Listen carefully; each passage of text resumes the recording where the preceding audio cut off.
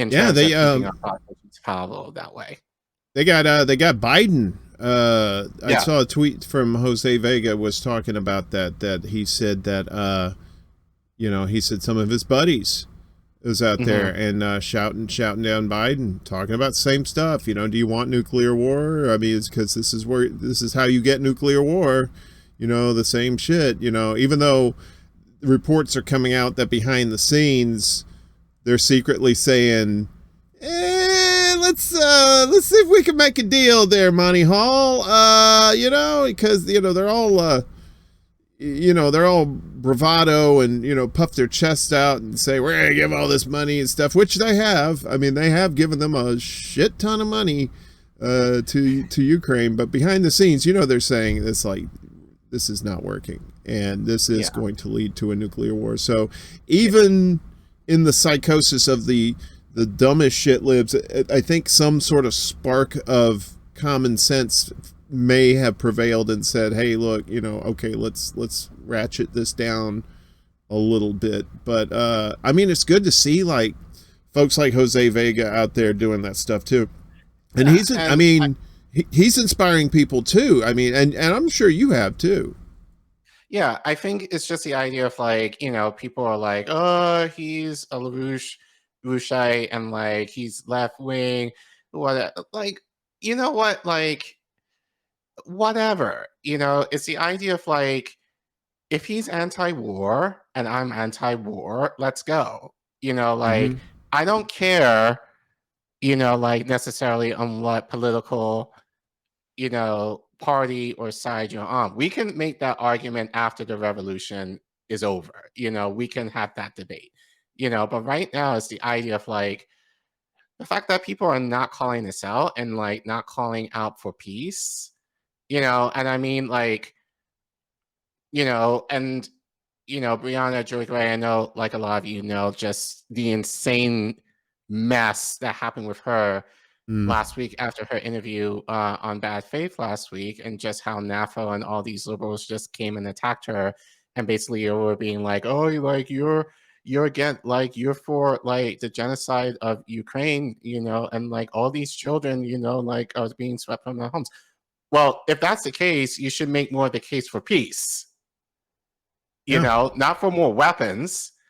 If you really care about the kids, and then the argument is like, and we reported on this in INN, last week, no one's talking about Haiti and the possible US intervention there, so it's like, where's the concern for those children and women, so it's just kind of like the hypocrisy, regarding Ukraine, and I'm not going to get into that debate, like, I definitely have my opinion of just being like, yeah, like, Putin is a capitalist and like, like he ain't shit, but then converse of that, we ain't shit either. But Well, we have to account for what's happening in our own backyard first before we talk about other nations and how they're doing things. So, but yeah, I think the idea of like people are not calling for more peace with two military nuclear powers, um, but basically escalated to the point of where that could potentially happen, and people seemingly are pro-war. Like, did you forget about Iraq 20 years ago?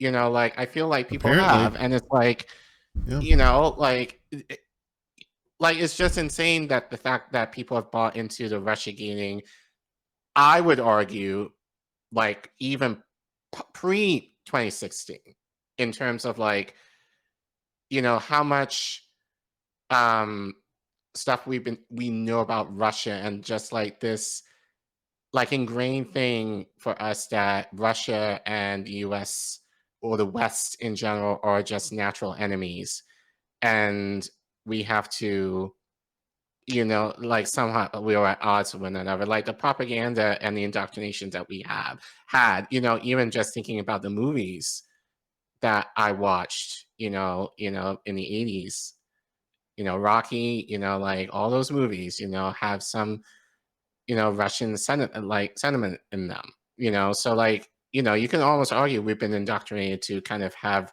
this side eye for Russia, I would argue for me since I was a child. Yeah. So, but yeah, it's the idea that people have kind of buying into that in the sense of, oh yeah, like Ukraine has the right to defend themselves. Whatever, fine, but you're not saying the same thing for Palestine. You're not saying the same thing for Yemen. You're not saying the same thing.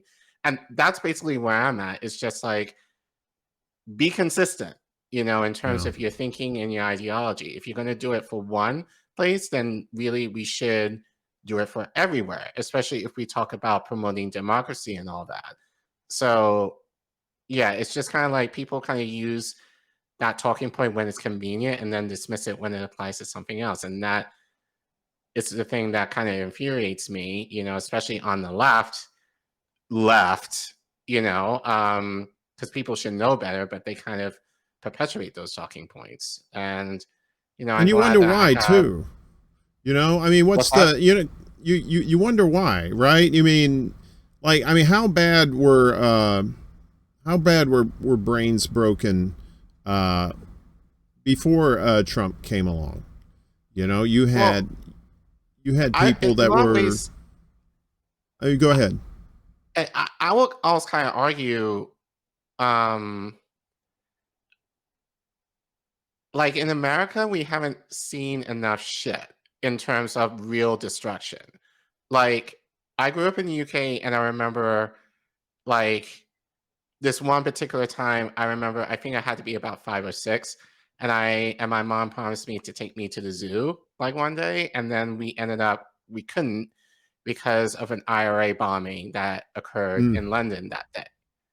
So not to say I grew up, like, obviously, you know, to the point of what we saw with 9/11, for example, or like worse in like the Middle East or Latin America or the global South. I haven't seen anything like that, but I knew from young what terror or terrorists and bombings were. Like, that was kind of not a huge part of my growing up, but I was aware of what it was. And I feel like in America, other than like 9/11, I think what is the great exception of that, like, really don't know, like, what it really means to live in a way that you kind of have to live in fear in terms of, like, there could be a bomb that goes off at any moment or something to that end that could potentially take you out. And I don't think many of us here have experienced that. So I think the idea of nuclear war seems so far removed because I feel people feel like, oh, that will never happen here. And I'm kind of like, that kind of attitude, it's not going to help us anywhere, especially like if Russia does escalate to the point where they would potentially push that button and hit us. So I think a lot of it is just being like, oh, we're kind of this isolationist mentality of like, oh, it's not going to happen here. We're going to be okay. It's fine if it happens in other countries. We don't experience that here, so we don't have anything to worry about. And I just feel like that's a horrible issue to take. And then, but it makes sense given how little we see that in this country. So it's very understandable that people would have that attitude.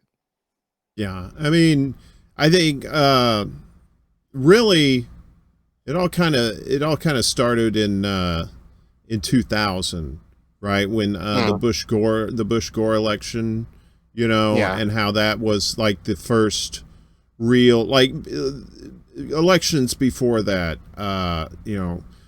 Bush Senior, with Clinton, none of those were really disputed, right? I mean, they were pretty much cut and dry. But then you get to 2000, and all of a sudden, uh, you have George Bush winning by like 500 votes in Florida, Right. and I remember that was my political awakening, I guess, at the time. Was I stayed up all night and watched those election results, because at first they called it for Gore for Florida, and then what's his name, that old bastard that won't shut his mouth on Twitter now, on CBS. He was on CBS. What's his not Brokaw. What's his name? Anyway, you know what I'm talking about. Get the horses in and put the metal dolls and big ding and He always talks that little folksy shit, but he's really full of shit. Oh He got yeah, fired. yeah. Whoever in the Dan chat knows Dan Rather, is that it? Yeah, it's Dan Rather. Probably Dan Rather. Yeah, that sounds right. I stayed up and listened to him. He's like, hold the phone and open the barn door, and here comes Nellie with a ding ding ding ding ding. You know, he was doing all that bullshit, and that kind of woke me up. And so from then on, that's when you saw the Cheney presidency, because everybody knows Bush wasn't running the show.